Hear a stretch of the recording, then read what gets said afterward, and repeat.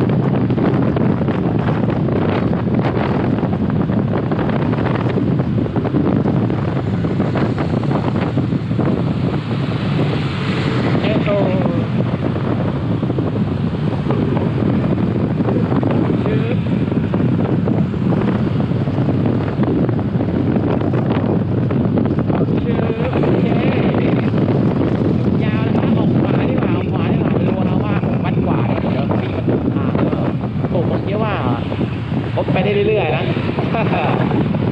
อยู่กรุงเทพนะครับต้องเขาเรียกว่าอะไรอ่ะไปทิศทางด้านล็อกหลบต้องเป็นค่อนข้างจะดีเลยนะไม่งั้นจะเอาตัวรอดบนชีวิตมอเตอร์ไซค์ไม่ได้นะครับสกิลของการขับรถมอเตอร์ไซค์บนกรุงเทพนะครับต้องแทรกเป็นนะเขาเรียกว่ามุดโอเคราบรื่นอยู่นะไปได้ไม่มีติดขัดนะครับ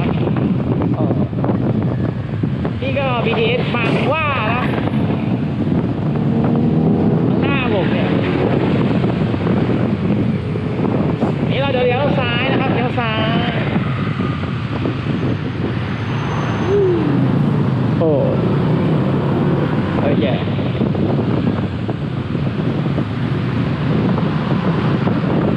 สีไฟเลี้ยวแล้วนะครับเอาละขอทางหน่อยนะพี่นะอันนี้ต้องให้เขาไปนะครับเพราะว่าเขาก็จะเลี้ยวเหมือนกันโอเคนี่มาดูกันนะครับนี่จะเป็นอะไรสะพานที่ผมชอบนะก็จะให้ไปดูกันนะครับมีเล่นเขาเล่นนี่นะแค่เยี่ยมเลยก็มีความสุขมาก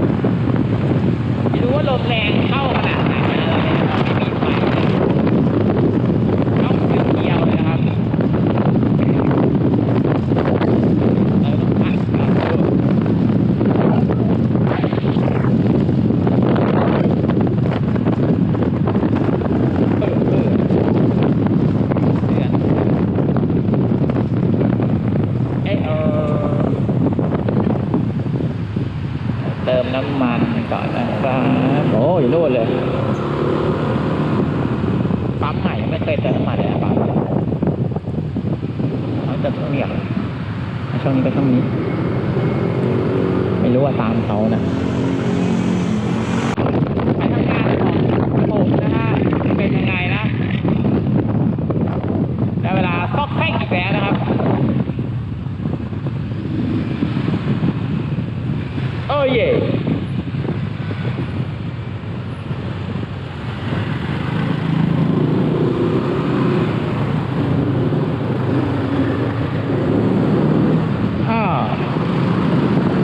ไปได้ไหมวะ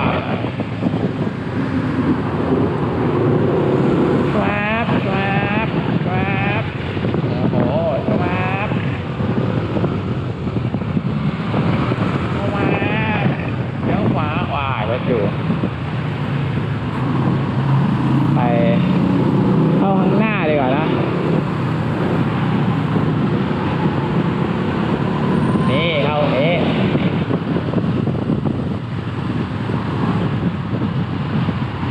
โอ้มีทรายด้วย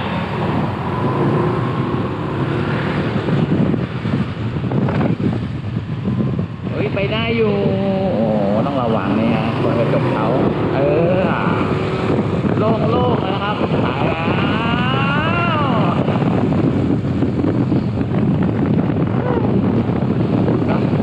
ก็ไม่อยากไงนะก็มาทำงานมันก็น่าเบื่อแล้วก็มาทุกวันนะมันก็เบื่อแล้วเส้นทางเดิมนะแล้วก็สร้างบรรยากาศให้มันดูไม่น่าเบื่อสำหรับตัวผมเองนะเพื่อนอาจจะไม่เบื่อนะเพราะว่าอาจจะไม่คุ้นถนน